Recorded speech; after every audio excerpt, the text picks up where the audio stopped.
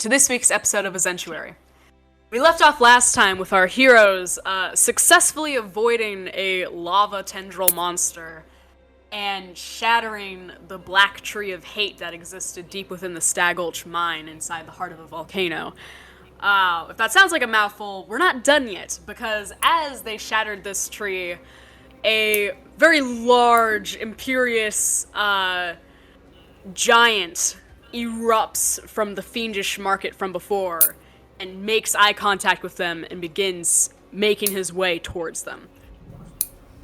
So yes, this formidable giant is about, I want to say like 300 feet away, but he does have to make his way across that metal, like, suspended pathway and rocks before he can get to you guys. And additionally, you are back on the other side of the lava moat, so you do not have the lava to save you.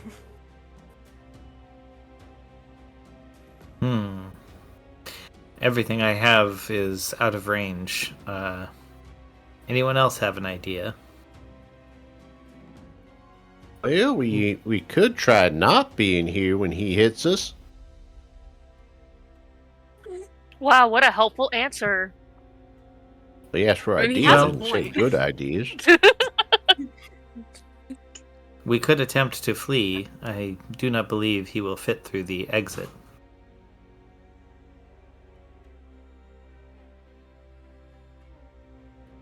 Now, I could be thinking a little bit wrong here, but that guy don't strike me as one who likes to conform to average sizes of portalways. More like he's a make-your-own doorway type person. Or feller. Whatever he Yes, be. but my assumption is the solid rock wall will at least slow him down somewhat. And we do have an army used to battle on the other side of the mountain. Yeah, that do be a true statement. Yeah. Maybe Give her we a can shot. trick him into a charge. And then he falls off into the lava. Yeah, I'd say that's another possibility. You're welcome to try that.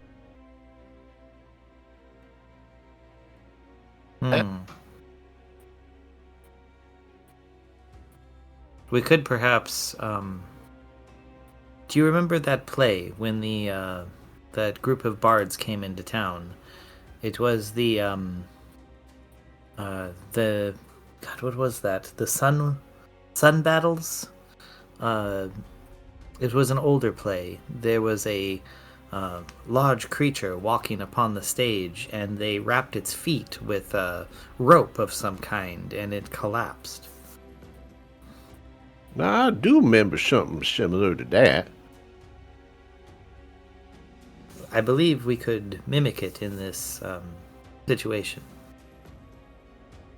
Yeah, we can get at him. Well, Don't forget, we need the key. we do need. Perhaps. I have a thought. It is. We could run towards the approaching creature with the rope in hand. One of us, or maybe one on each side, could produce a tripwire, and when he falls to the ground, you could remove the key from his person before we fell him into the lava. You sure that guy's got the key? He seems big. These, in my estimations, are relatively small. You're free to make an investigation check to see if you can spot a key anywhere on his person as he charges towards you. Wait, I thought it was around his neck that we were told last time, or am I misremembering it? No, you're correct. We were told it's there. But also, my concern is not whether or not it's there, but more of whether or not we will be able to drop him. I believe we can free our dragon one way or another, with or without the key. If the key is magical, it is likely to not be destroyed in the lava. If it is not magical, we should be able to otherwise destroy the lock. Oh, that's some good logic in there. Yes. So the bane of perhaps fantasy we should... worlds. Logic. So What should if- we what- attempt? Now, just going to be speaking out loud just for a sec here, but What if the lock is magical, but the key ain't?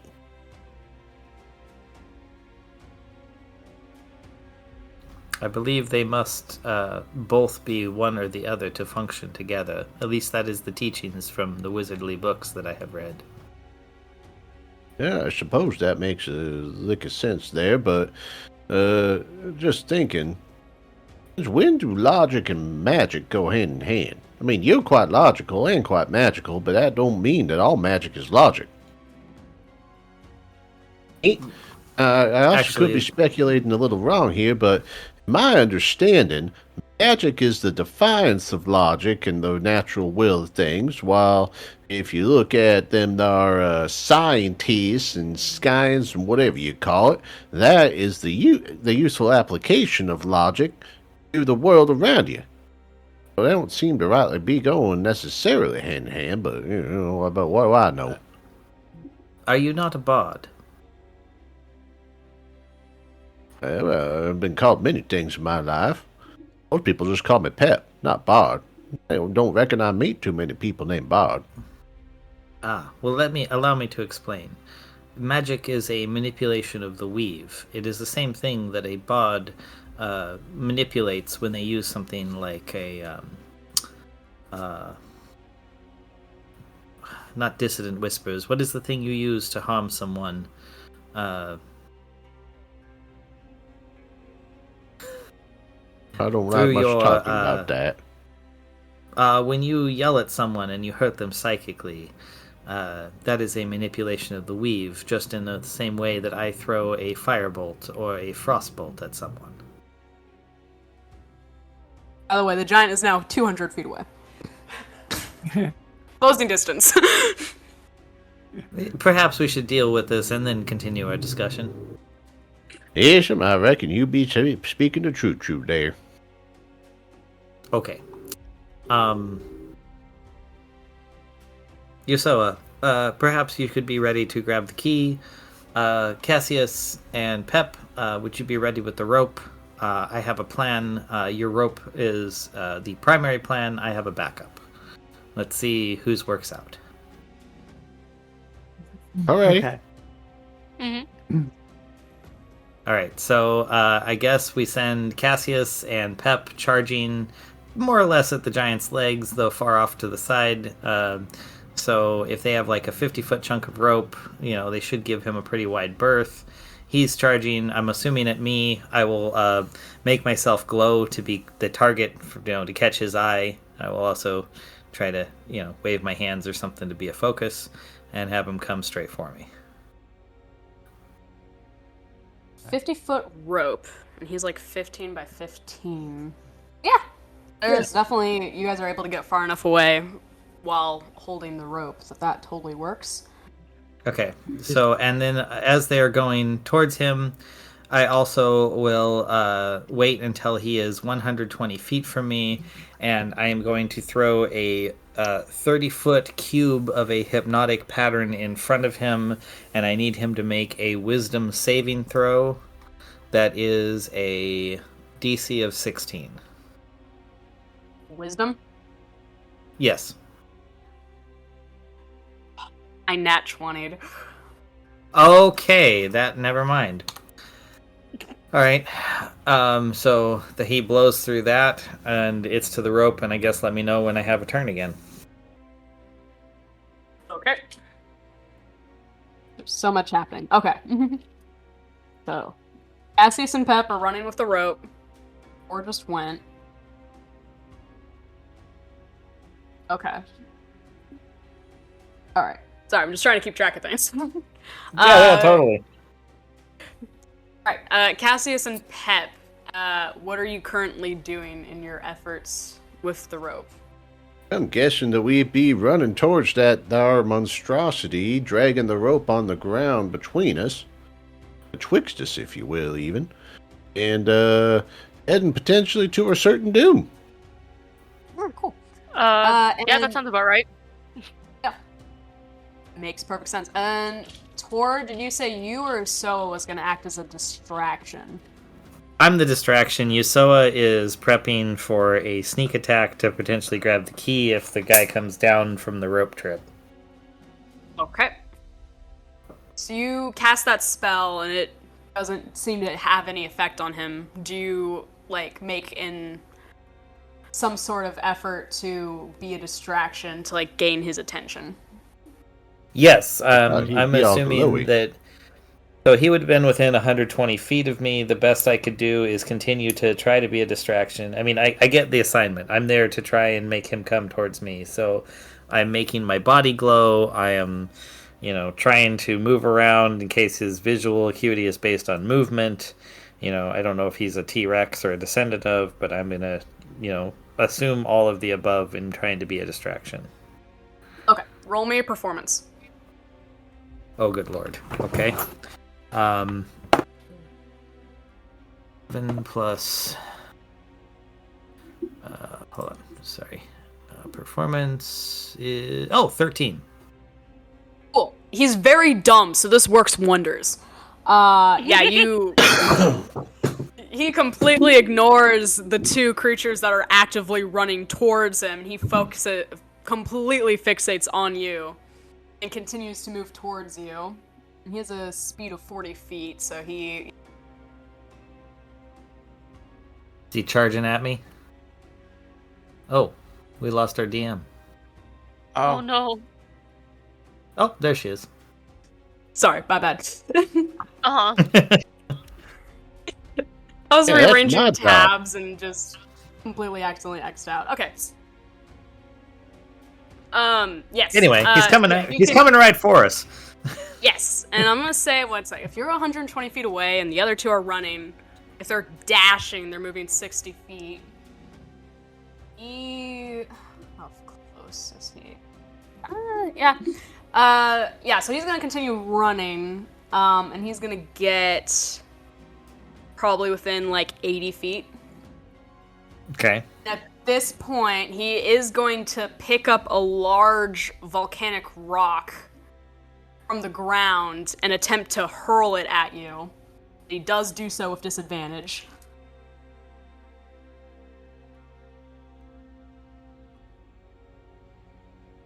Okay.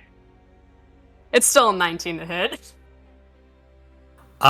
So that, I'm assuming since we were going into battle, I prepared myself, which is which makes me an AC of 19, so it matches.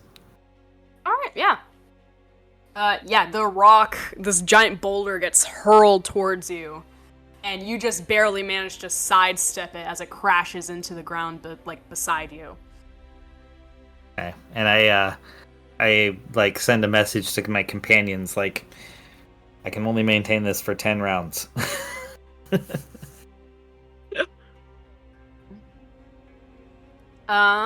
So, yes, and I will say at this point, Pep and Cassius, you have reached where this giant is because he is just charging right at you guys, and you guys have met. You're on the same, whatever, you're at the same, distance. You are aligned, as it were. Just shouts out, "Not sure why we're doing this far in instead of by the lava, but pull!" Alright, he's gonna pull. Perfect. Both of you make me, a strength check. Oh god. Oh god, okay. Let's see.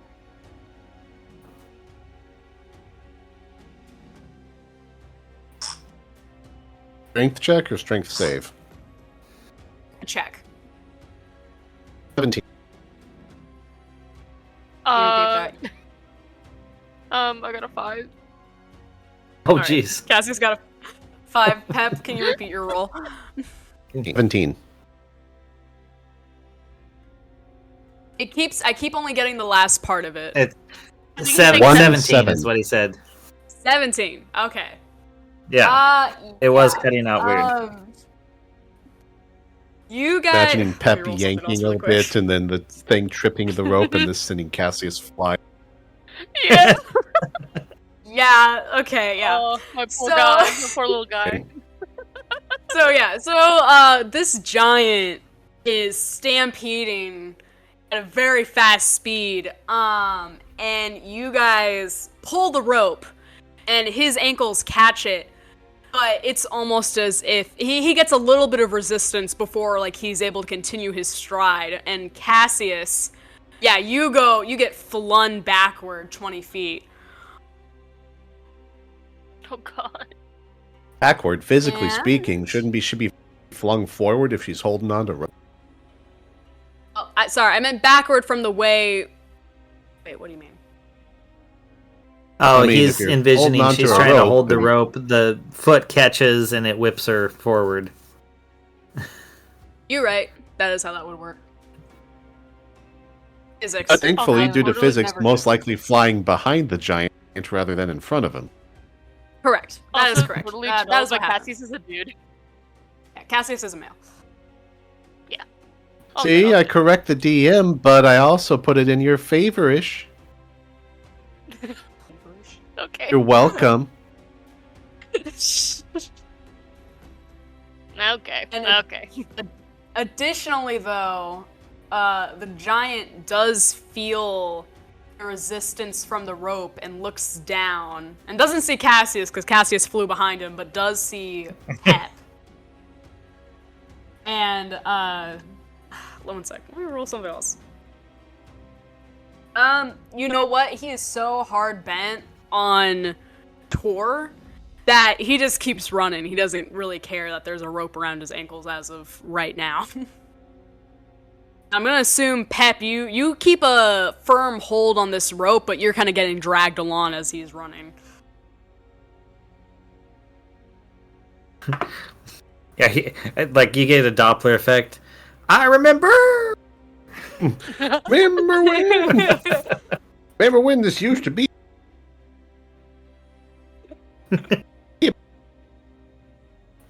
Just kind of dragging along with his heels skidding along the ground. Yeah. But you are kind of slowing it down, although the rope on the other side is soon about to, like, move around because there's no weight on the other side of the rope anymore. Uh-huh. But I Alright. believe we go back to Tor's turn. What about you, Soa? Oh yeah. Oh yeah, it was if you want to make an action. Okay. Figured you want to stay in hiding. Yeah. How far away is the giant right now from me? Far away. He's Probably about 60 80 feet.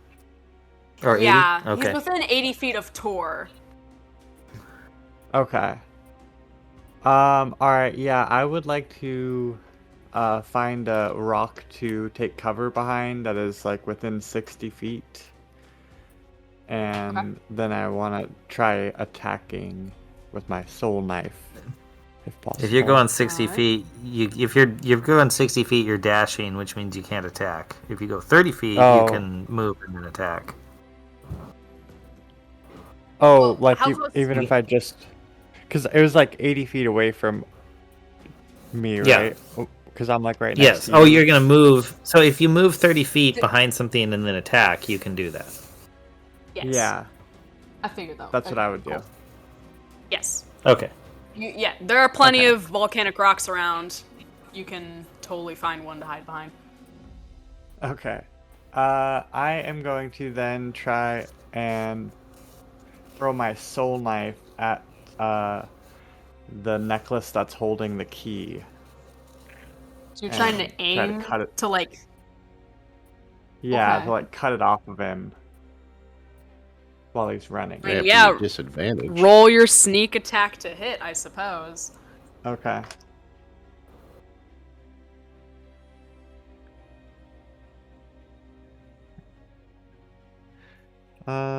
So that is going to be a 17 with advantage to hit. I say you do hit the giant, but you don't hit the rope that the key is on. Okay, I'm going to throw my other one. Okay.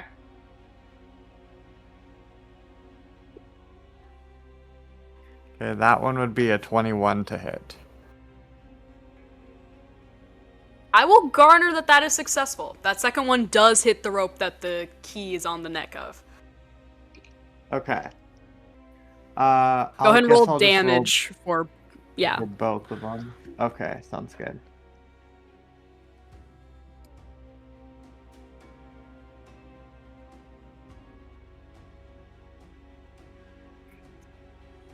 The first one is gonna be 18 psychic damage. Okay. Jesus.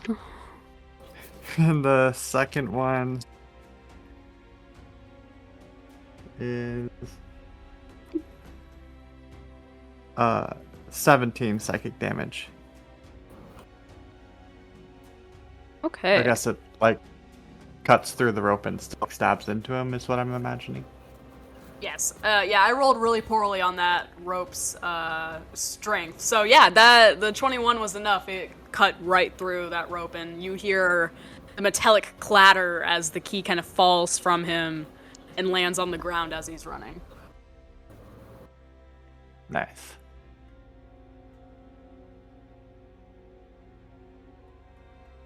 Now I believe we go back to Tor. So Tor, yeah. Yeah, I'm okay. I'm gonna move 30 feet opposite direction from Yusoa to the side, kind of back into the side, so kind of diagonally. And I'm gonna try casting another spell, which I need him to make a Wisdom saving throw for. Wisdom saving throw. That is a DC 16. Saving throw, he gets an 18. Damn. All right. He's Guys, surprisingly I may be in proficient trouble with on his wisdom saving throws. I'm impressed. I'm fuck. Very focused. All right. I'm at least moved. I moved to the side, so hopefully someone else can fill in for me. I'm gonna try and like put some distance. So if he was 80 feet from me, let's call it like 95 now. I'll add a diagonal, because assuming like a hypotenuse-ish movement. Yeah. All right. Okay, go ahead. Yeah, it is his turn, isn't it? Yeah. Yeah. What would he do? He's noticed. He hasn't noticed Cassius. He's noticed. Oh, and as a What bonus would you action, do? I turn off my light. There we go. Yeah, but he can still see you, right? He can. I'm not glowing. I'm just look like the background, Yeah. more or less. I'm not like, I'm not creating light. That is true. That does help. Once again, he's not within reach of that. So he is gonna throw another rock. But that is only a 14 to hit. Oh, good. All right, I nimbly dodge out of the way. Alright. And he will take up the rest of his movement. So he is now, like, within 40 feet of you. Okay. I would say he's pretty center to most people, except for Cassius, who kind of got left in the dust behind him back there. Totally. And we do go to either Pep or Cassius now. I don't think we really established who was first on that turn order. I think give it to Cassis because Pep is still wrangling a raging bull right now. Yeah. All right, Cassius. You've been left behind. You got flung back, and you're now 60 feet from this giant. What do you do? If I'm laying down, I'm probably gonna have to get up. And I think my biggest range for spells would be Eldritch Blast, so I'll probably just go ahead and do that. Just blast him in the back of the head. I like it. Pretty much, yeah. Oh, no, it's a That cantrip. You don't need to roll to hit. Well, either way, Yeah, Bishop needs to roll to hit. yeah, that works. so, That's true. uh, Cantrips are so weird. Eldritch 11 Blast force is basically your attack. It's not a guaranteed hit. Yeah, I know. Oh, wait. Alright, yeah. 11 force damage. Cool. Like, the only guaranteed hit things are kind of Alright. like AoEs and magic missile. Yeah. Gotcha. Okay. I just know, like, at some point we had confusion about cantrips, but yeah. Anyways, Pep, it is your turn. All right. Well, Pep's wrangling along. I guess getting dragged along by this guy. Yep. And he's just kind of skidding along the ground behind him. Says, "Dag nabbit, big boy, just stop!" And he whips out his ladle and tries popping off his shot, which is a nat 20.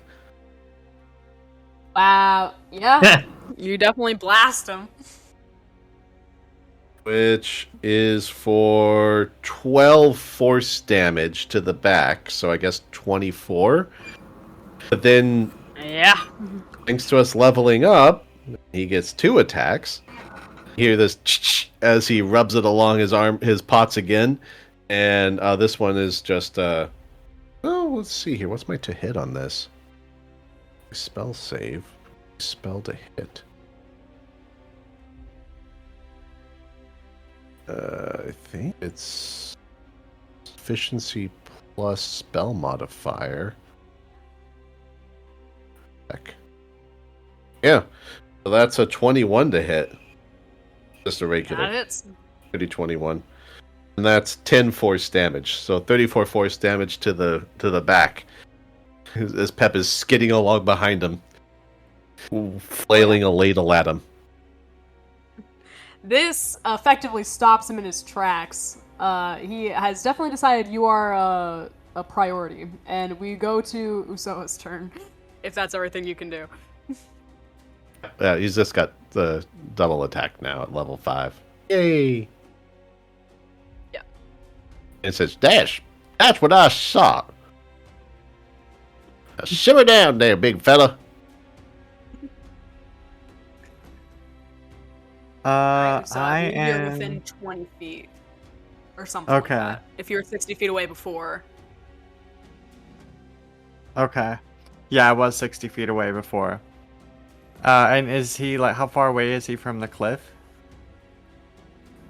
Cliff? I would say about 30 feet. Okay. All right, I am going to move kind of towards the cliff. Then I guess another 10 feet out away from where I am in the direction of the cliff.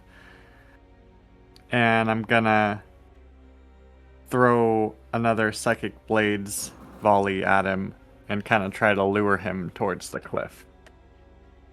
Okay. As I'm throwing, I'm like, hey, you, over here. And I'm like shaking my hands. So Alright. the first one, I guess I'm not in cover anymore. So I'll No, just do especially if you're trying normal to attack. garner attention. Yeah. First one is 19 to hit. That hits. Okay, and that is... Oh, only 4 psychic damage. And the second one is 9 to hit. That does not hit. Okay. Well, And I'm still then like go ahead and yelling roll at me- him. Yeah, Oh, yeah. roll me a performance check for that. Okay. Oh, jeez. So that one.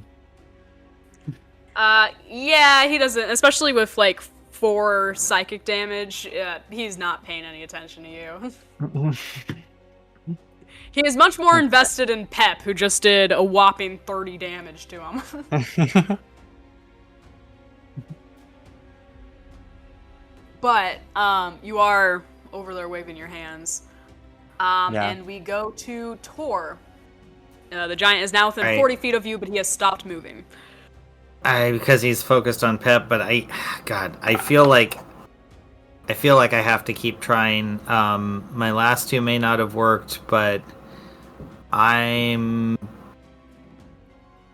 gonna have to hit him with something. So I'm thinking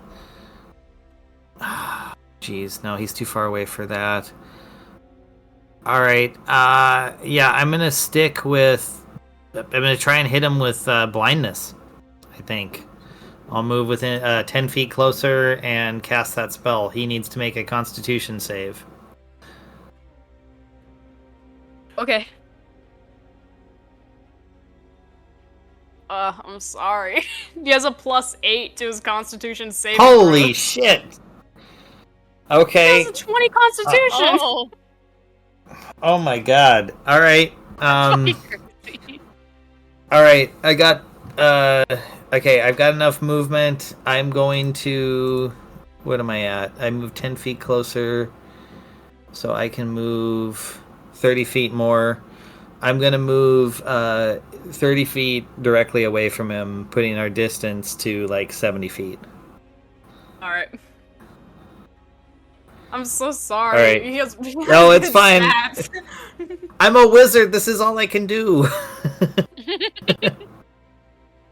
Oh, it doesn't help. I'm like rolling like incredibly well, and then he gets like a +7. Like, Oh no, I get it. It's all good. all right.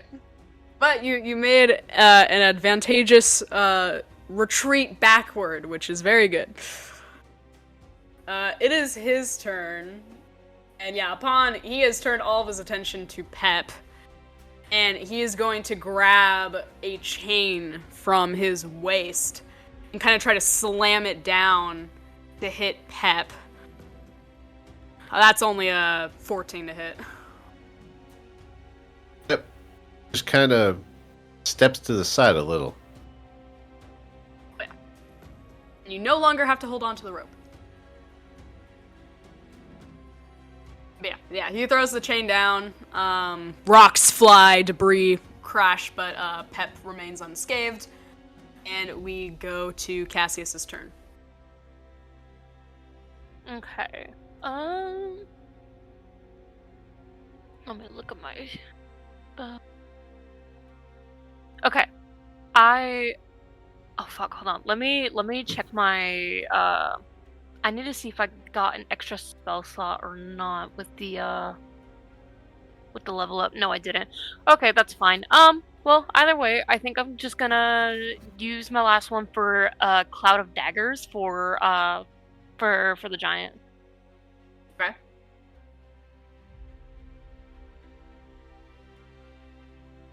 So.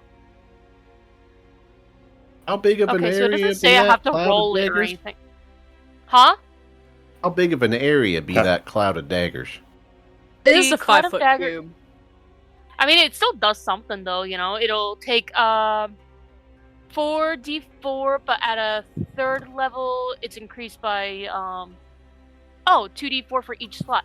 So for like 6d4 damage or slashing damage on it. Jeez. I wasn't worrying none about any of that there. What kind of damage or stuff is more worrying if old Pep here's going to get sliced and diced along with the giant It's like a head man over here. 15-foot wide giant. Yeah, I'm assuming Cassius is gonna position it on the other side of it, so it's not near you. I mean, I guess I could Basically- do that. They're putting the cloud right around his head. Yeah, no. I'll just be going for the other side of the giant with that. And yeah, it's just a concentration spell. So let me go ahead. Yeah, it's an area of effect, so yeah, just when he starts his turn in it and whatnot, right? Creature takes 44 slashing damage when it enters the spell's area for the first time on a turn or starts its turn there. Yeah. Oh, it's gonna take the damage this first turn, and then it'll also take it again on its turn, I believe. Yes, Correct. yes. So let me do 1, 2, 3, 4, 5, 64. 16. Nice. Ooh, he is profusely bleeding, and he's not looking so great. He's kind of like teetering on his feet. And we go to Pep. Well, don't got much other considerations right now. Wait, does Pep need to go into that thar cloud in order to do a smacking?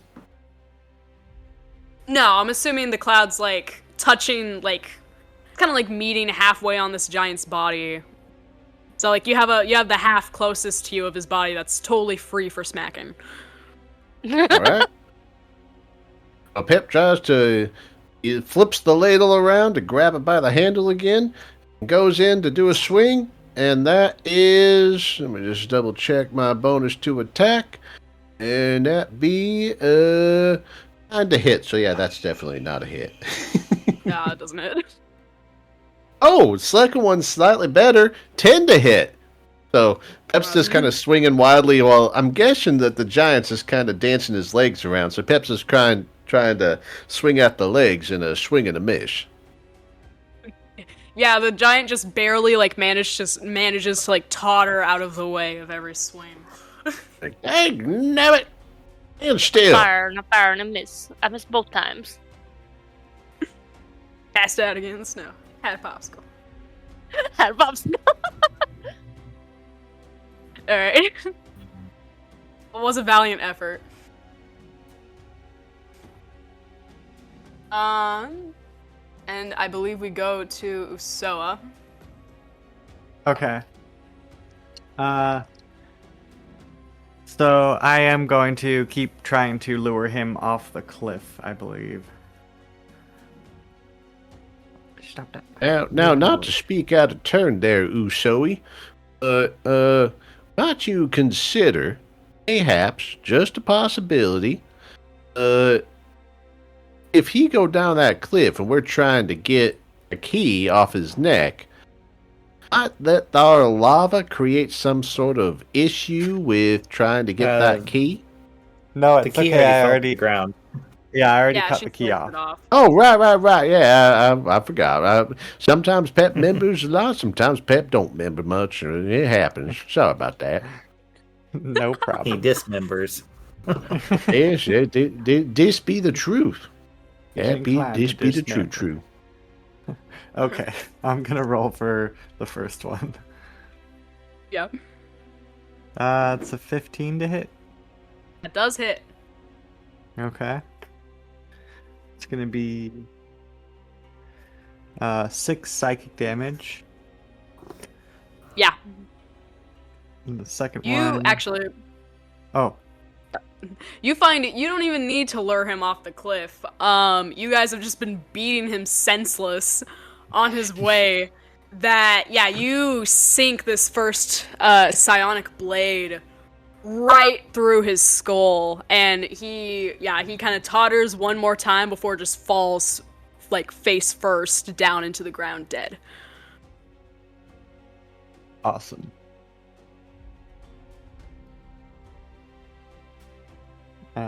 I go and pick up the key.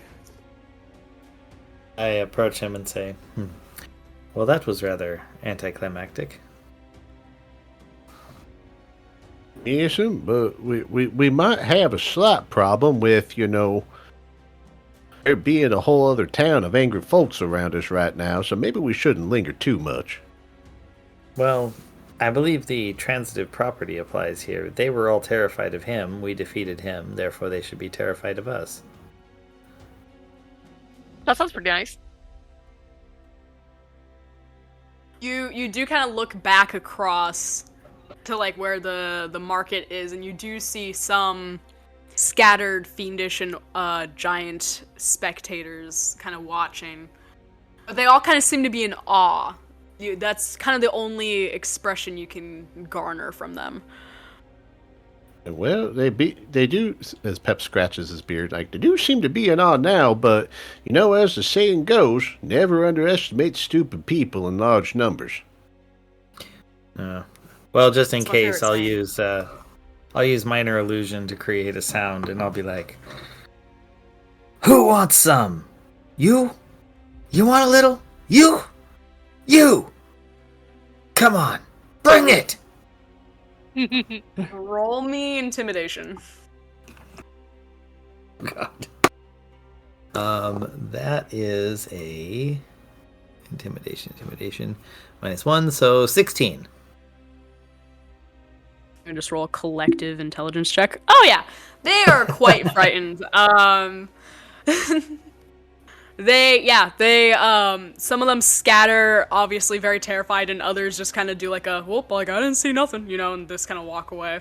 But yeah, some do seem a little disappointed that like the market's kind of over, because the head honcho's gone. But nobody comes out to threaten you or say anything directly to you. Nice. And I got to flex a little inner Bruce Campbell. Oregon's #1 B star.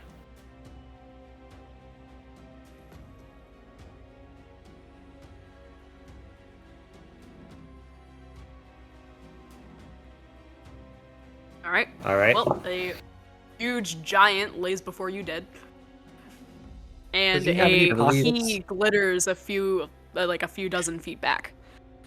Oh no, I picked it up already. Okay, cool. Have a key. Yeah. Given the healing of a single finger of a regular-sized creature, perhaps we should remove one of these larger fingers for Yusoa's future.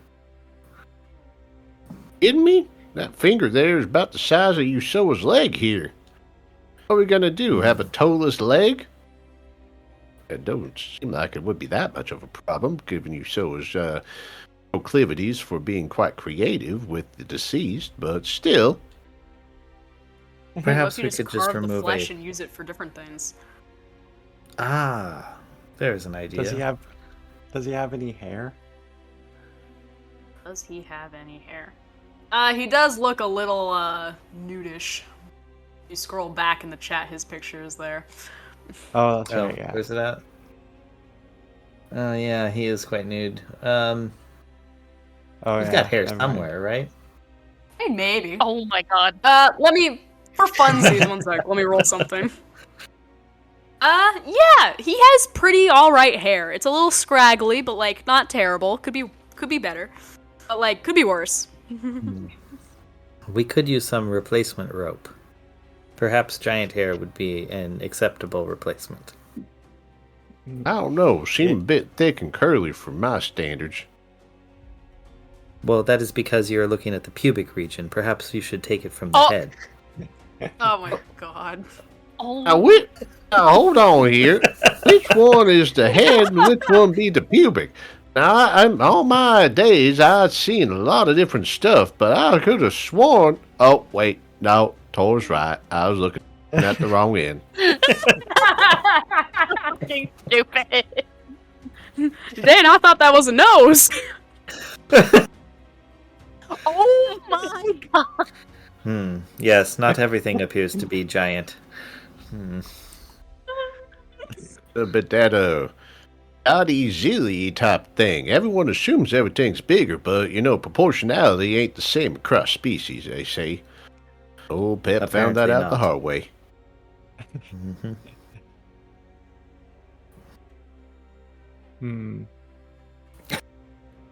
I don't really see too much useful in the giant's things because he's just so big, but I'll take some of his hair just as a trinket. As a rope. There you go. Yeah, as a rope, yeah. Not gonna take a fingernail or anything. Well, I could try to take a tooth, but it'd be hard to get it out. Let me see how long this hair is. It's like 15 feet. Nice.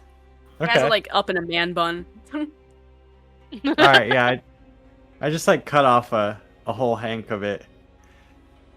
So probably like about a handful's diameter of his hair, if that's possible. There you go. That works. While I'm waiting for you, so to do this, did he fall down with his eyes open? Well, he fell face down, so you can't really tell. I guess. Oh, You would okay. have had to roll That's over fine. to see. No, that's What? fine. Just on the side of his bare head, I'm just gonna use my blade hand to like carve in like Tor was here. Oh my god. Oh my gosh. That's I one had way no to idea make you a would mark. desecrate this poor guy's body like this. He was an agent of war. I have no love for him. Well, it's fair, but like, To be fair, you don't gotta love something to respect it. I don't love fish, but I still respect their ability to provide nutrition to people. Like that nice snake that we met back in the day. Stand where you're going to judge fine art.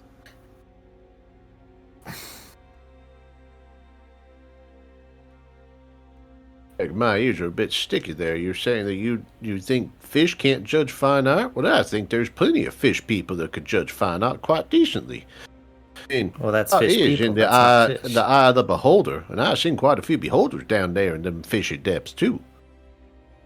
Oh, I believe Are we that. good to go now? Yes, we are.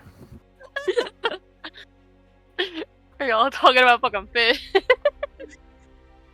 Oh We're no, talking about we've been doing beholders. a critique of artistic measures and merits in different situations. It's quite different than of just fish. You think that is happens to be wrong? in a Well, fish you be fishy format. yourself.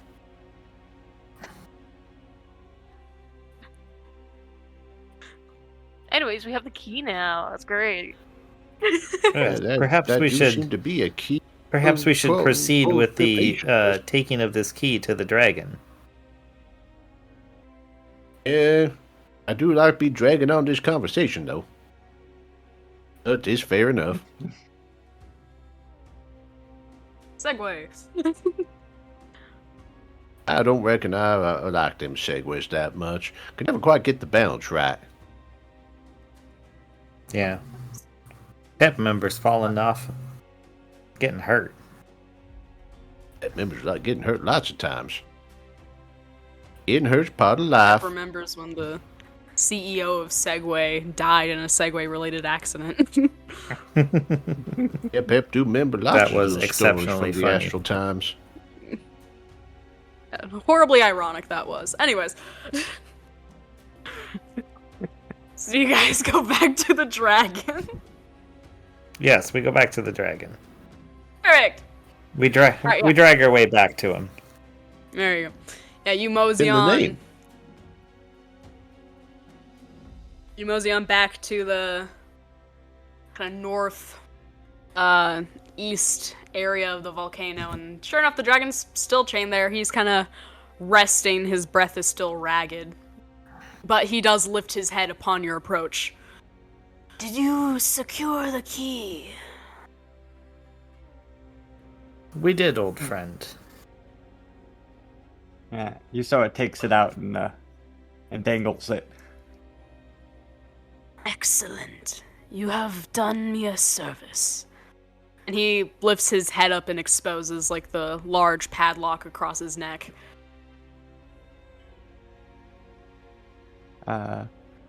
Yusoa approaches and unlocks it. As, yeah, you put this large key into place and turn it with a very satisfying click as the padlock gives way and the large chains that were previously holding this dragon to this wall fall down, upon the ground. And he raises up to his full stature and kind of shakes his wings out and, like, gets feeling back in his legs. Thank you.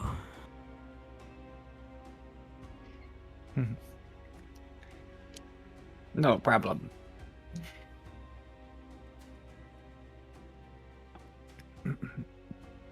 I Maybe believe in you. paying back favors. Yes. Is there something I might assist you with?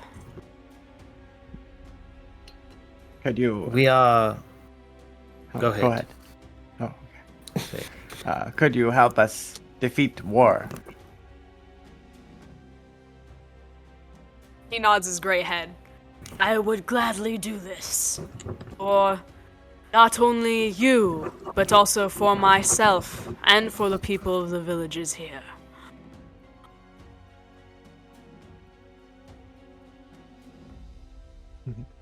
Well, that is all we ask. Yes, if you would be our companion, let us set out to take him down. The dragon gives a big nod. Yes. I must go upwards to escape here. The entrance is far too small for me. And he kind of looks up, and you do see that there's a hole in the top of the mountain that shows the sky. Would you mind if I rode upon your back? I have always wished to see the sky in such a way. It would be Dragon a ride. privilege. I suggest affixing something to hold on, though. My form is crystalline. I can reform my hands to hook into your scales. Don't seem too nice.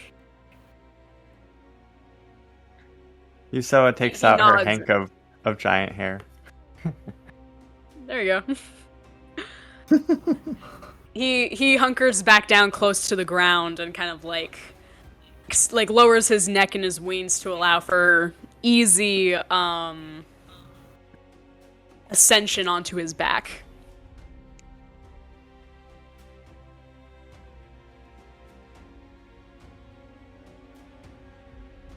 He is massive. I'm sure he could probably carry all of you. One second. Nice. Well, I, of course, jump up. I'll get right up in the nape of his neck and form my hands to hold on as best as possible.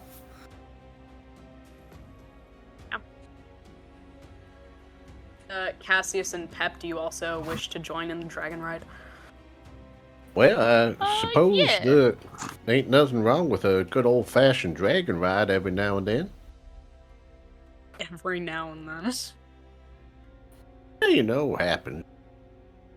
All right. Dragons is as dragons does. Well, yes, you guys all affix yourselves somewhere onto the back of this very majestic gold dragon. And as you guys all get settled and kind of strapped in, he rises to his feet and begins with a slow, trot before kind of galloping towards the center, moat of lava. And just before, the cliff face falls off, he makes a tremendous leap into the air and his wings catch the wind as he soars upward, kind of spiraling up and out of this volcano. And yeah, exiting through this opening at the top of the volcano, and you guys feel the air, the wind, hit your faces as you meet fresh air. And you're able to see a beautiful view of, the mountainside below. As he kind of soars. And I'm gonna assume he probably, kind of flies around and circles the area for a bit. Circles the valley for a little bit before finding a good place just outside the valley to settle. So kind of where you entered the valley from, just outside of the valley, he kind of lands there. It is best we keep a low profile before we fight. Says the guy who just circled the whole valley multiple times. They didn't want to land in the middle of the valley. Fair enough. Anyways, nothing happens. He lands, and he lands just outside the valley, and lowers himself so you all may depart. Excellent. Good low Thank you for profile the maintenance. lift. Of course.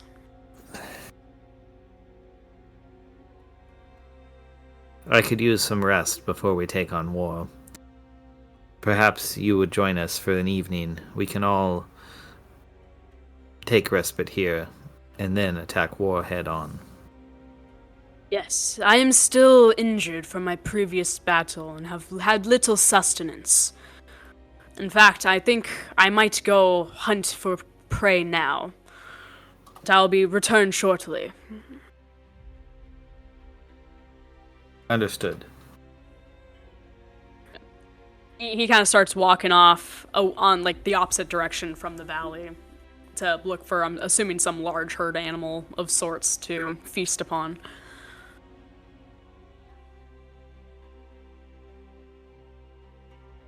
Excellent.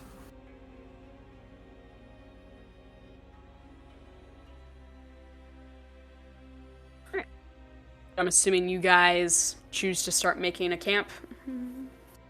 Yeah. Yeah. Jason? All right. Everyone, I can actually assist in this. If you are interested, I can create a barrier, if you will, that will protect us.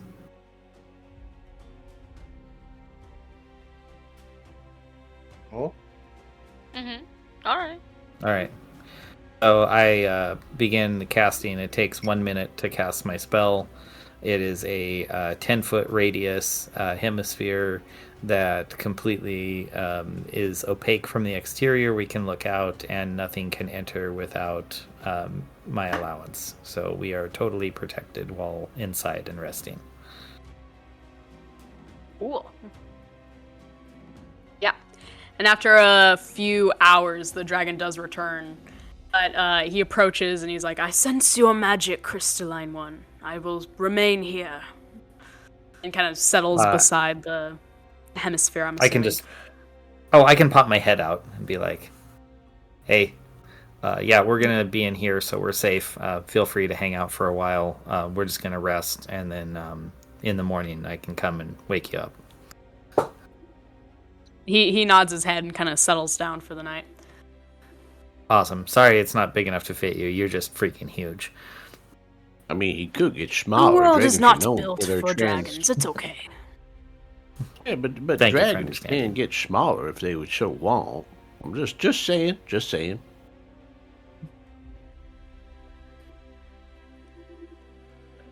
I think he just don't want to Anyway. hang out with us. Alright, you can change shape, huh? Kind of an inherent dragonish thing.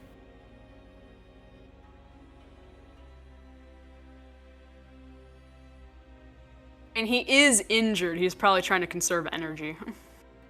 There you go. Yeah, he's just resting. He can rest around us like he's guarding an egg. Yeah. Oh, we're the little babies.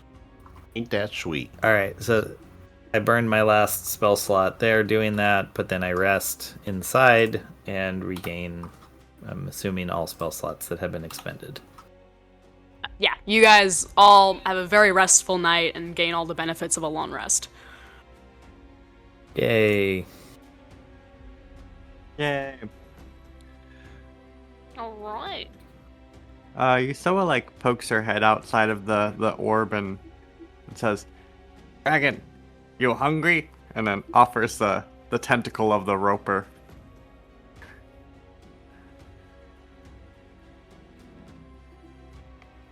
He's like, he bows his head and is like, I will accept this most gracious gift. And like kind of gently takes it from you. Awesome. Slurps it up like Lady and the Tramp. It's only like a couple inches long. Just a finger's worth. 6 inches. Exactly. All right, fine. You just toss it in like a little treat.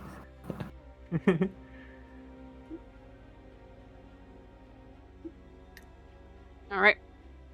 Yeah, I have no idea what time of day it is. I'm gonna say by the time you're done resting, it's, I don't know, want to say like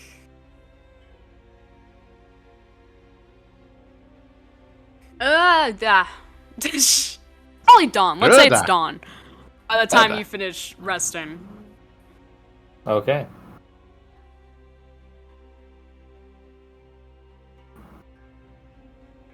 Okay. And yes, you all awake very refreshed. And yeah, it's a kind of static anticipation kind of lingers around you as you know what you will face upon like the dawning of this morning.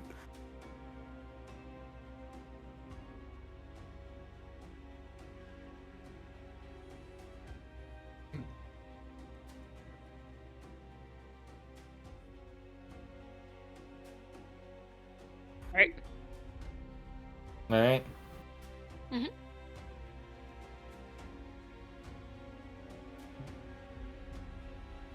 Maybe we should check in with our orc villages or village to see if they still need to. They still have the desire to make war. I believe we should be less concerned with them and more concerned with going after war directly. Remember, one of our preferred orcish villages was overrun by the undead, and there is likely a very angry elephant with them. I didn't think they were overrun. I thought they did a pretty good job of taking on the undead with the Elefante's help. No. In fact, I have think a we should tendency promote that to- Elefante. I'm going to call him Duke Elefante. You may do that, but I have a tendency towards assuming the worst. You know I will what they say, if say you guys, about like- assuming things? It makes an ass out of you and me.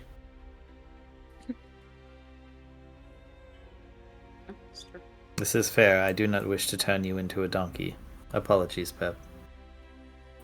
Much obliged, much obliged. All right. Why don't you be any of that stuff into your tails? You're talking about that weave and sitch.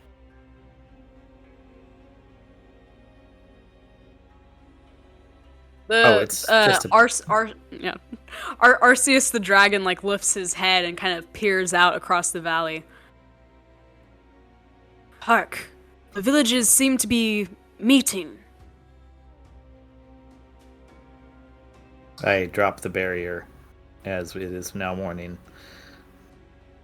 What's that you say? A meeting? Something Let's about harks not over on to the battle. horizon. Not battle. That is unlike... That is unlike this area. They are known to battle. War will be most displeased, being unable to watch them fight this morning. They did not fight before war came. They were peaceful, civil, traded. Commonly, they were friends. But since the seeds of hate were sown, they became hostile. I'm assuming if you've completely gotten disposed of those seeds, they will have returned to normal. Would you assume also that hate would be weakened? Or not hate, war would be weakened as a result? Indeed. In fact, it took a while for him to displace me due to the need to plant the seeds of hate first. Companions, perhaps this is our opportunity. We should strike war while we can in his weakened state. Sounds good. I agree. As you guys kind of like agree to this and you look back across the valley, you do indeed see the two factions of orcs have met in the center of the valley, where before, when you first arrived here, you saw them battling. You now see them you see the chief and forge master of each convening. They seem to be discussing something.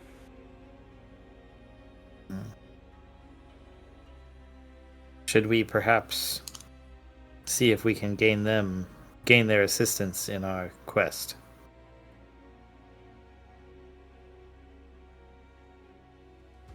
Yes. Let's do it. Excellent. Dragon, could you give us a ride down to that meeting? He nods and lowers himself as he did before. Excellent.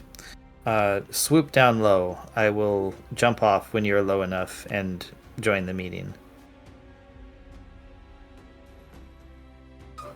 Alright.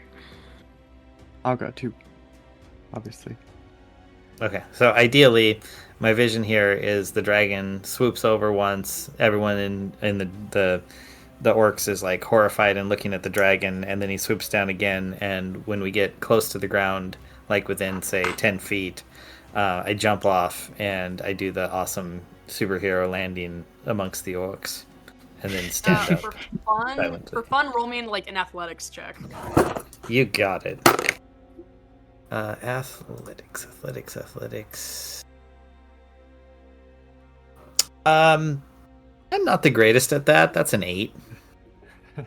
Yeah, you stumble a bit upon the landing, but like you don't completely make a fool of yourself. Okay, cool.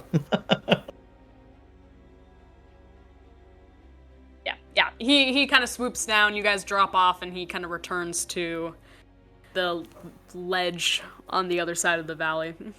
He kind of Awesome. watches the meeting from afar. Okay. All right. I put up my hands. Greetings, orc brethren. Let's see. I'll use. Let's see. What do I have? I can use minor illusion to increase the volume of my voice. So like a little loudspeaker above me. Okay. This is a cantrip. No, you can also just borrow my ring I got here that makes your voice boom a little bit louder. Well, you can That's use that too. what I have think that. it does. I don't mind just using my magic. It's okay. So, Sure, old Pep ain't I good like- enough for the likes of you. I understand. no, Pep, you're fine. I just figured you have better persuasion than me. I'm probably going to need you in a moment. Well, yeah, so that's why you're speaking on behalf of all of us. I understand. Just give me a moment, because. All right. Anyway, I use minor illusion to make some fireworks to justify why I'm talking. So I do some like cool things, and then I'm like, greetings, orcs. I have worked for both of you to stop the fighting amongst your groups. We now are bound by a common enemy. If you will join us, the dragon that caught your attention coming in is upon our side. We can be united as one force, one group, and we can take down war and stop all the senseless killing of all species, including your orcish brethren. For fun, roll me a persuasion check. Okie dokie. That's a nat 1. Oh. Well, okay, you know what?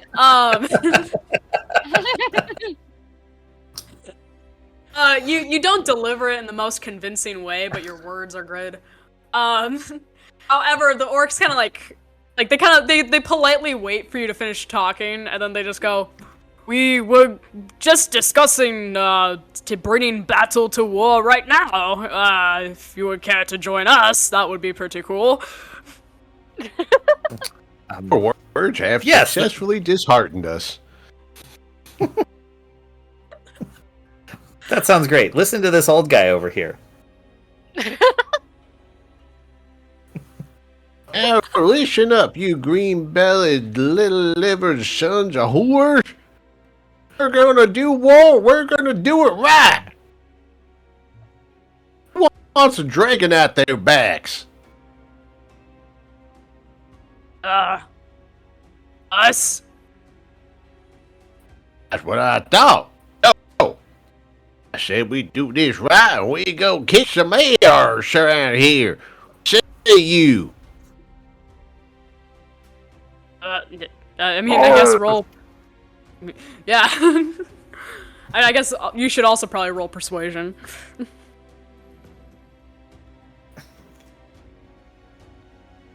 That's only an 18.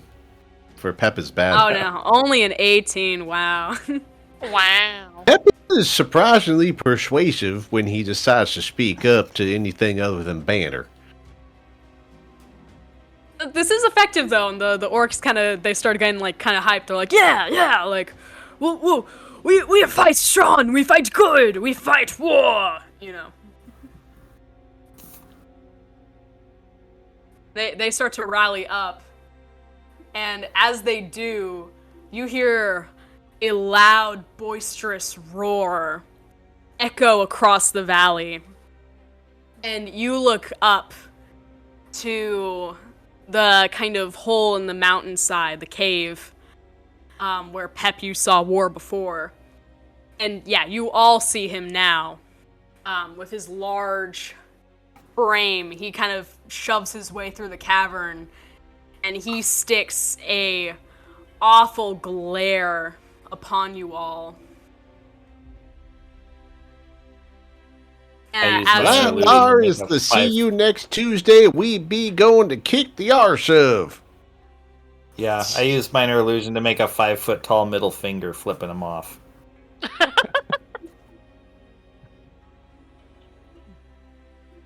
he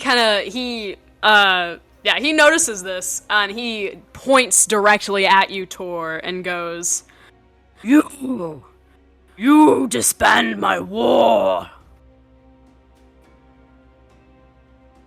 You challenge my power.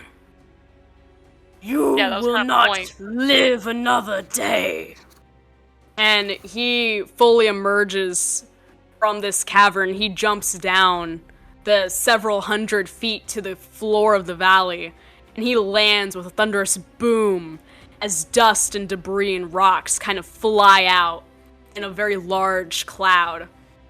And when he rises up and the dust kind of clears, you guys see that he wields this huge long sword and flaming whip.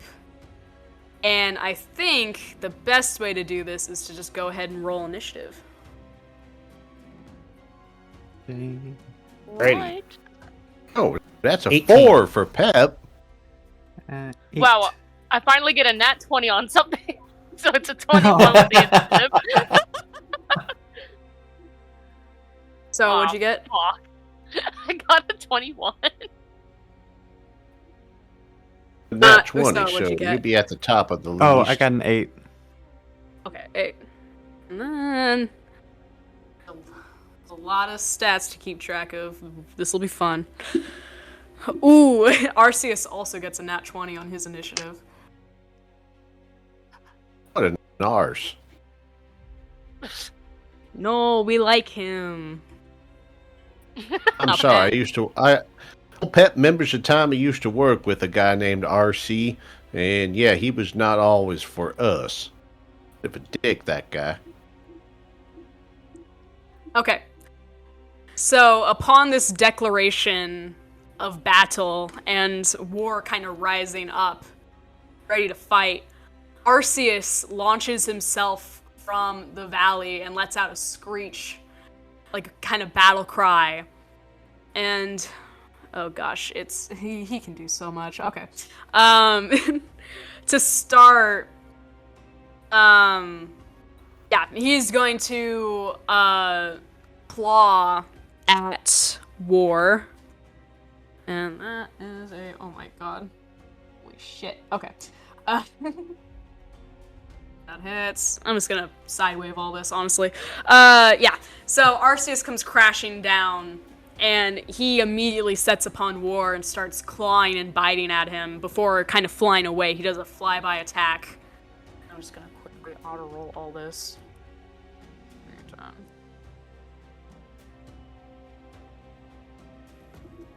Okay. Cool. So he swoops in, does a good deal of damage to War before flying off again to get out of range. And then, Cassius, it is your turn.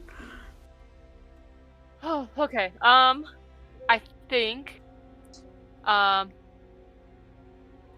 look at this again. God, I didn't realize this when going into a warlock that the fucking spell slots suck. Oh yeah, they're Limited awful. spell slots, I but refuse to play a warlock ever again. Warlocks get fucking pretty terrible. freaking awesome cantrips, and their spells are all kick-ass. You just gotta, time them when you use them. Yeah, for sure. I just speaking of that, actually, I just rolled my little pact boon for the day and got pact tome, so now I have 3 extra cantrips. There you go. So yeah, exactly. Let's see what I got here. I think I'm just gonna go in with the Sacred Flame. That's not much. That's only it says it needs a DC of 14, but it's 10 radiant damage. What save is it? Team. Dexterity save. Yeah. Okay. Stupid flame kind of Nat sucks. 20. Oh my god. Just saying. Does it? Wow. Yeah. Okay. Okay. Even if you nat 20, still DC 14. Flame is one of those them that are cantrips. Save from.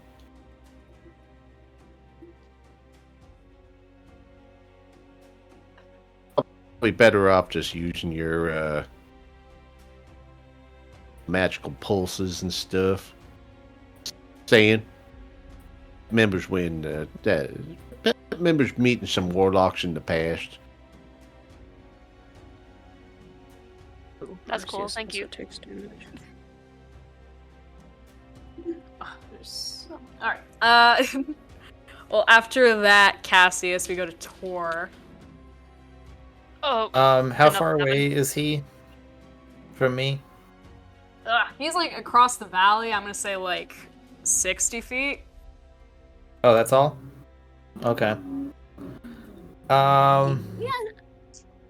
For simplicity, yes.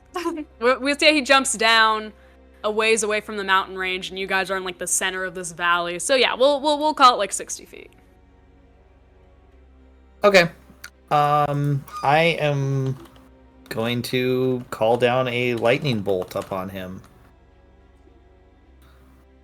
And that it will hit within 100 feet and 5 feet wide. So, let's see what the save for that is. Dexterity saving throw from him. Okay. That was much poorer. That is... Yeah, it's only a 9. He totally brunts that. So that is 35 lightning damage. 35 lightning damage. Okay. Good hit.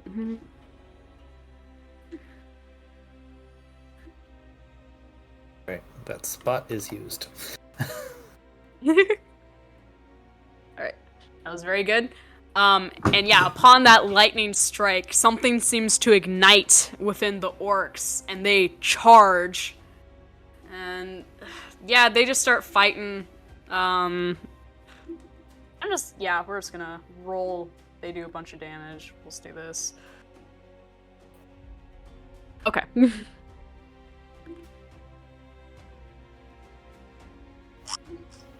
Okay.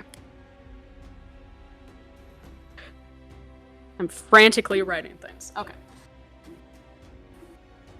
Yeah, so they start attacking, and war starts kind of stamping at them. And we go to Usoa's turn. Okay. And so how far away is War from me right now? Like 60 feet. Okay. Alright, I am going to throw my psychic blades at him then. Actually, yeah, is there a point of cover anywhere near? I look for cover. No, it's a pretty Okay. barren valley. You might be able to like duck behind some of the fighting orcs. Or like your party members. Yeah, okay. Alright, I'm just going to, I'll duck behind Tor, if Tor's next to me. Yeah, I am. Okay. And then I'll throw my psychic blades. Okay. The first one is a 23 to hit. That does hit.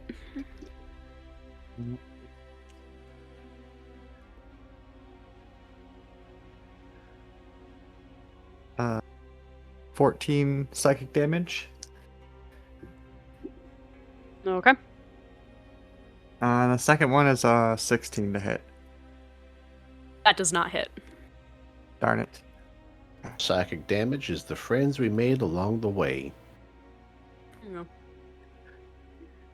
Alright. Now it is War's turn. Yeah, okay. He is going to look out across the valley, and you see some kind of buildup in his throat as he opens his mouth, and a huge cone of flame reaches 80 feet across the valley. I need you all... One sec, let me look at this. a dex saving throw to see if you can, like, duck. Oh, Dex Pep saving. nat 20 that. Oh wow. I got a 12. 18. 12. Okay. Pep and Tor, you two save. And only take half damage. We're gonna roll. Ooh, it's gonna be this. Alright. So you guys only take 7 fire damage. Cassius and Usoa, you take 14. Ugh. Dang it. Can I use my uncanny dodge, or is it like assumed that I like totally missed the dodge? I'm not sure how Uncanny Dodge works. Uncanny dodge be if you need to do a dexterity saving throw, you succeed, and you take nothing instead of half. So no, that does not apply here. Alright, okay. It's pretty awesome if you get yourself caught inside of a meteor fall or a fireball or that sort of stuff. You somehow take no damage at all because you're so spry. If you don't succeed, then you've got problems. And additionally, he is also going to swing his lawn sword over the crowd of people. The crowd of orcs. And that kills a lot of them.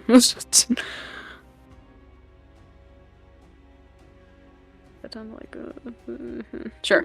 And then additionally, he's going to crack his fire whip across the crowd.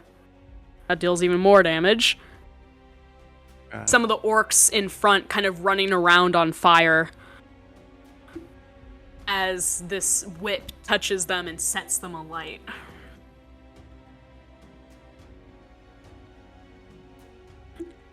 Alright, and then we go to Pep's turn.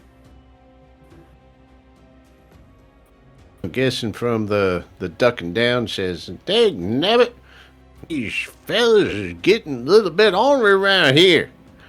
Seems we need to put them in their place." And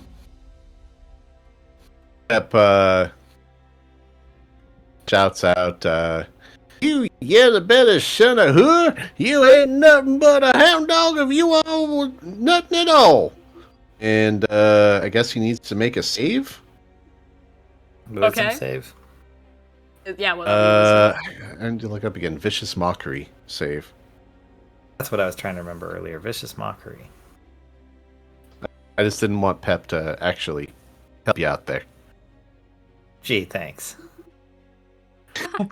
Well, Pep don't lie none. Never lied once in his life. But he ain't gonna help you happens out to if you're omit trying some to work things. through things.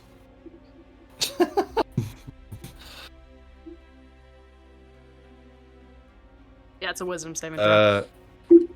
Wisdom saving throw. Okay. And so War needs to make. And what's my DC on my save here? 15. I rolled a 17, so... Alright, so he resists that, but then at the same time, cocks his ladle and lets off a force blast. Which is a Okay. 21 to hit. That does hit. That is for a whopping 7 damage. Force damage. Alright. I do love how the party just doesn't like any ability or anything that he just whips out. It's just like, yep, that's Pep. Hey, the same thing goes for me. I'm just like casting spells willy-nilly, and everyone's just like, alright, I guess he's a wizard, whatever. Yeah, that makes sense for you. But Pep's like this tanky old man who just sits around and what? He just like pokes you and then suddenly you feel better and he's like, yep, you're all good. Wings that pop out of his back. Oh yeah, that's fancy. Or shoots I out make blasts. a bunch Oh, of wow. sand that looks I'm a bunch of sand in humanoid form. I shouldn't technically be able to do anything. I'm just a guy. Just got a book. Yeah, she's just a dude. Just a dude who happens to, like, shoot fire out of his fingers. And what about this other person? This is a walking skeleton. A freaking skeleton that, like, attacks your mind. Like, there aren't even... Look, there aren't even blades on those daggers. They just, like, hit, and then the thing dies. Wow, what a great ragtag group! You have a crystal man, a skeleton lady, an old man covered in pots, and then just a dude. Yeah. And this coming from the walking pile of rocks that said, "Oh, everything's got logic in the world." I can logic my way into anything, but You logic your way out of. Now that's the tricky I could part. logic an Ewok living on Endor with a bunch of little tiny, like, whatever they are. Hey, see? Logic your way into that.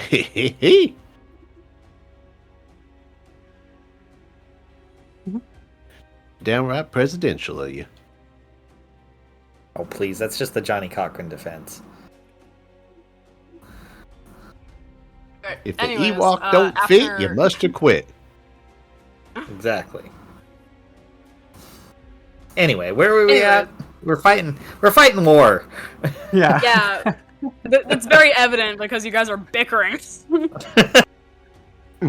Or within Pep us just all finished along. his turn unless he has something else he can do. I don't believe No, so. no.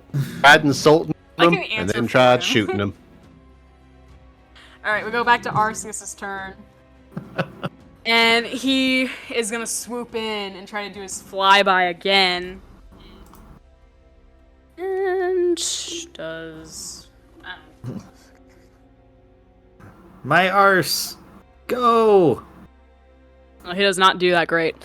And Oh. additionally, as he turns to fly away, War attempts an opportunity attack. That totally hits. Oh yeah. And he slams his lawn sword into Arceus and grounds him. Oh no. Our I'm arse assuming got they crushed at spanked. least a couple orcs in the process, but that's just kind of how it is. Oh no. Arceus takes... There's so much to keep track of, oh my god. Doesn't take that, which is good. But he does take... Okay, not a lot. Alright, and Arceus is grounded. And then we go to Cassius's turn. Alright. I think I'm gonna go in with Firebolt. And that is a Okay. 16. That does not hit. Shit. I don't know what else to do then. I'm sorry. That's fine. It's the thought that counts. Yeah, my sad little Firebolt. That's the thought that counts. Or we go to you. I think the best thing to do is look at him and be like, my dude, lighten up. And I cast Darkness. 15-foot radius, there's no save, it just encompasses him. Okay. Well, it gives him, he's at disadvantage on any attacks or whatever he does that involves sight. I see. Now, can we see into that darkness? You cannot see into the darkness, but area effects are not deterred. Great. Okay. So, good thing our targeted shots are going to be very effective from now on. Hey, it was the only thing that I knew I could cast that would give us some bit of advantage for a moment while we have a chance to, like, do something, because otherwise everything else I have to cast requires a save from him that he's probably going to make. Yeah, it's good that this fundamental force of nature can't possibly have any resistance or ability to see through some sort of darkness. Well, even if he has dark vision, he can't see through magical darkness. That's true. His logic is sound. And confirm. All right. Pep's just being salty. Pep's not trying to actually make a point. He's just being salty. I see. He's still angry that Henri that he had to swoop down to save Usoa from failing to grab a rope earlier. Oh. It was a whole day ago. We had a long rest since then. Get over it. It's fine. It's fine. I know everyone just collectively goes, get over it.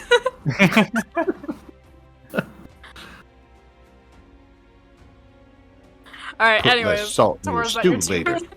Not going to put no salt, just going to put less. Yeah, that's all I can do. Vegetables. I cast a spell.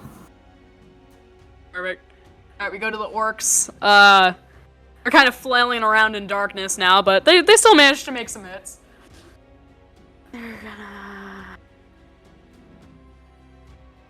pull. Alright, they do good. Cool. Perfect.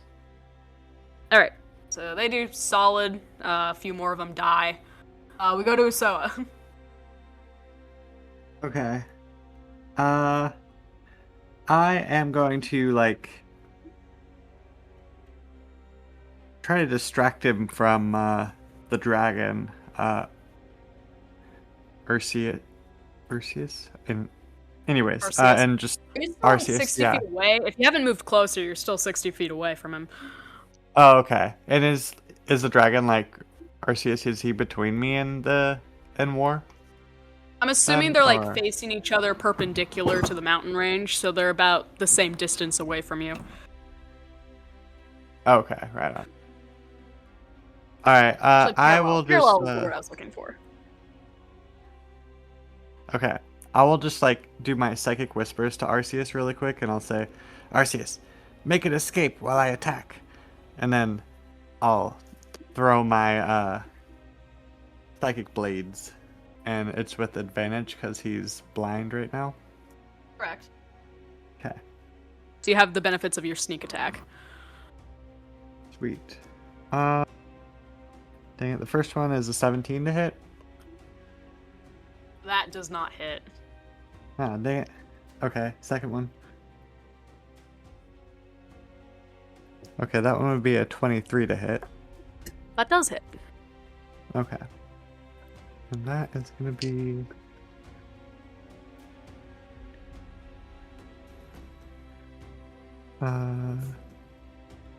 11 psychic damage. Nice. And yeah, as you deal this psychic damage, you do see a flash of gold as Arceus kind of flies back a few, probably a good 100 feet away. Okay. Can I, whistle to Arceus? Or is it my turn over? You can psychically talk to him. Why do you need to whistle? I was gonna say, yeah, you're psychically whispering to him. Yeah, it's true. I know, I just thought a whistle would be cooler. But anyways. Psychically whistle. I'm gonna just psychically talk to him, actually. Also, don't you not have lips? Curiosity, how much lips do you got as an undead one? I can't whistle actually in real life. So yeah. It doesn't So matter. how long you got and how much lips you got? So I will. I'm gonna whistle psychically and say, Arceus, join with me, and I kind of run towards Arceus. Or yeah, I just whistle so that maybe next turn he'll come to me. Yeah. I'm just imagining the psychic whistle comes across like a hawk screech.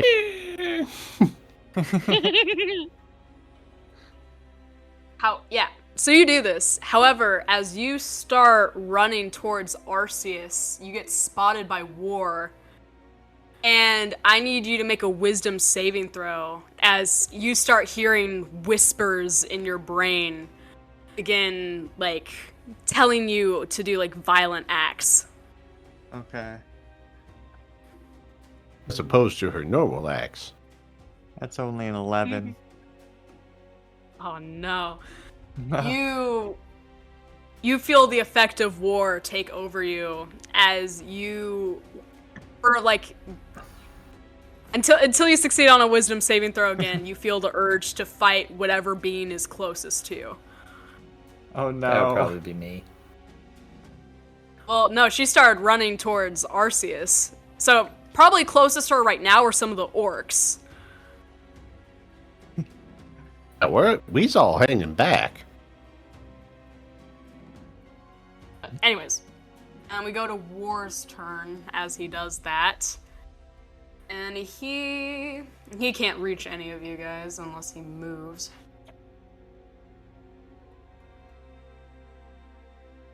Yeah, he's gonna swing his lawn sword down onto the orcs and around him again. That deals enough damage.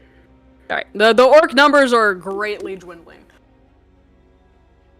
And then he suddenly teleports out of sight, or at least he disappears from where you last saw him.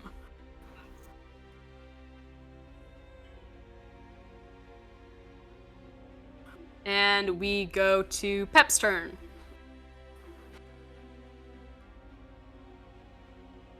Alright. Geez, what can I do? Just turns to Cassius and Tor, because Usoa charged off away, and says, "Yo, guys, kick some hours." And starts, like, drumming and beating a drum on his chest. And I guess is both an action and bonus action, gives them bardic inspiration. So they get some bonuses on their next.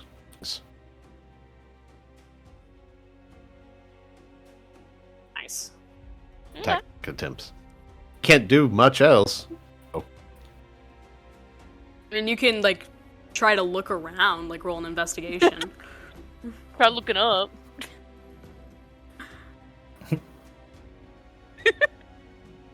And even if he did an investigation, it would only be a 15.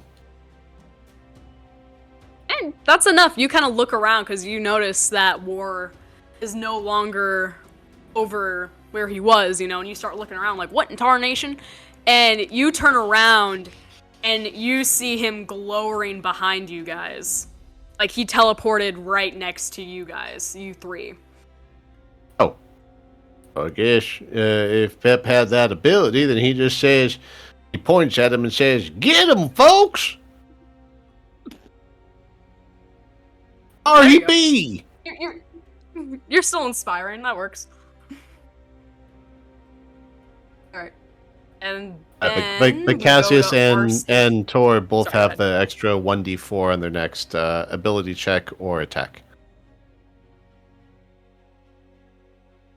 Okay.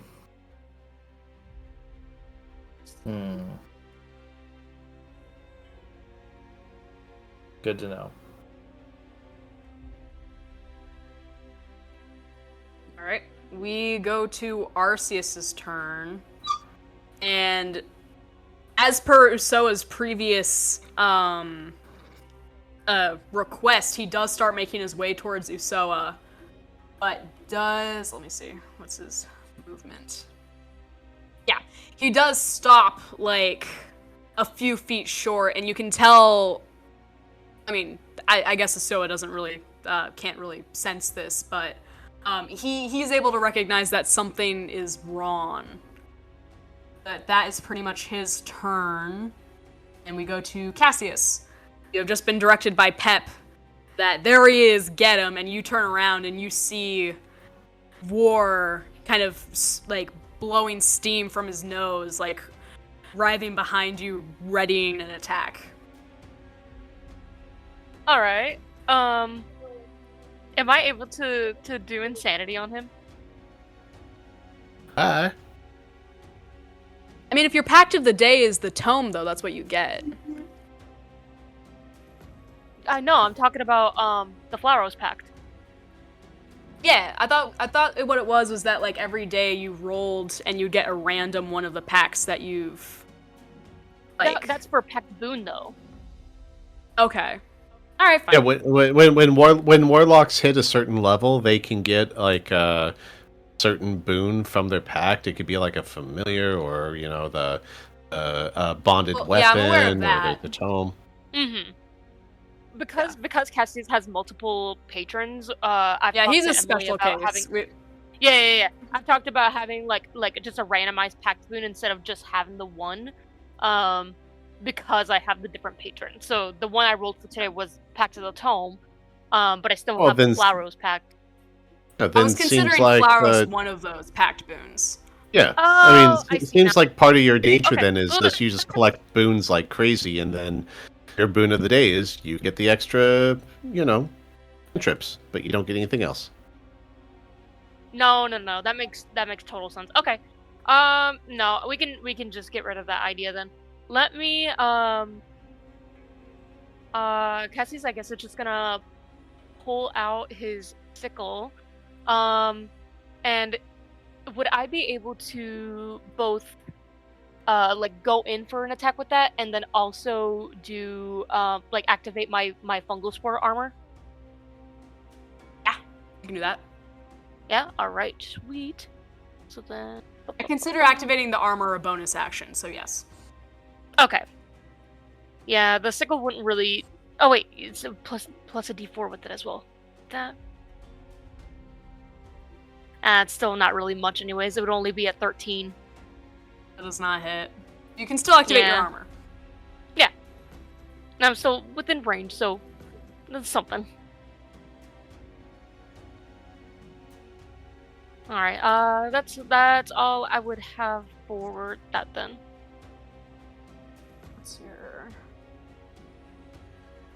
Blah, blah, blah. 1 sec. Mm-hmm. Let me look up the stats on this again.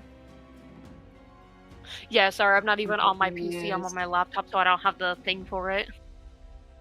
Ooh, okay. Interesting. Oh, he's probably gonna save this, though. Yeah, DC 15. I mean, it's still something.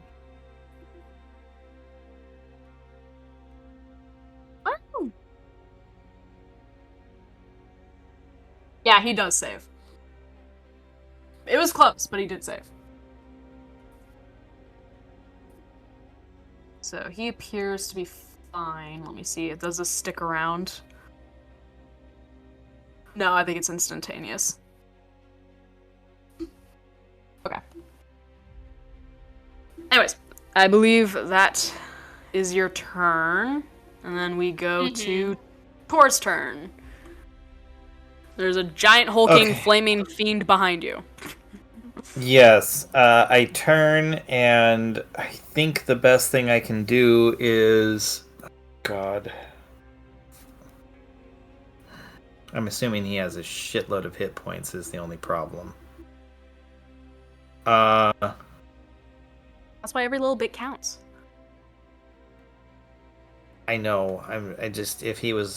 If I felt like he was closer to a lower number, I'd feel better about, like...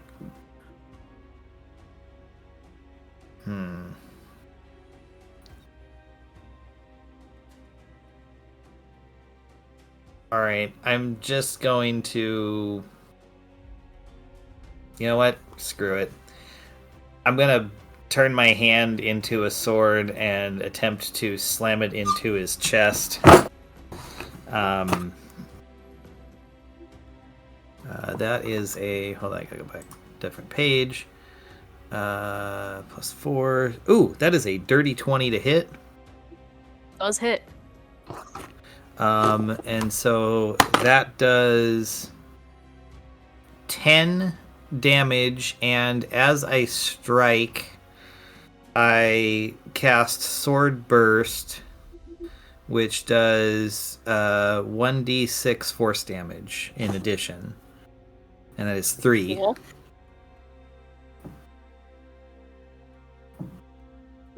Nice. Additionally, as you hit his body with a melee attack, you also take 4 fire damage from his flaming body. Damn. All right. And we go to the orcs, who are probably very confused, but they turn around and see that he is now where he is, and they're going to take a dash action to rush over and help you guys. And that is their turn. And we go to Usoa. You feel this bloodlust within you, and you feel the urge to attack the closest creature to you, which just so happens at this point to be Arceus. Oh no. My arse. Hey, always Okay, watch your can I- arse.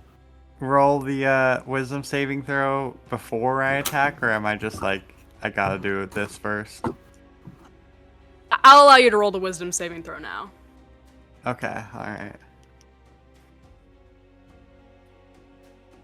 It's a 10. Does not work. You feel the need to see blood, and you feel the need to strike Arceus. Alright. I guess I would use my dagger if he's really close. I don't know. Dagger just seems more Yeah. insidious for like this type of attack. True. Like that arse. It does make the most Okay. sense, though. If it helps at all, you Alright. probably won't hit. Yeah. Okay. Oh, it's a nat 20 to hit. Oh no! Oh, you bloodied the Alright, arse. roll double damage. Oh my god. This is Okay, not- alright. Yeah.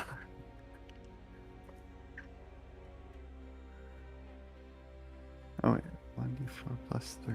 Okay, so I guess that would be, so it's 7 damage normally, so then 14 damage 14. with the double damage. Yep. Yeah.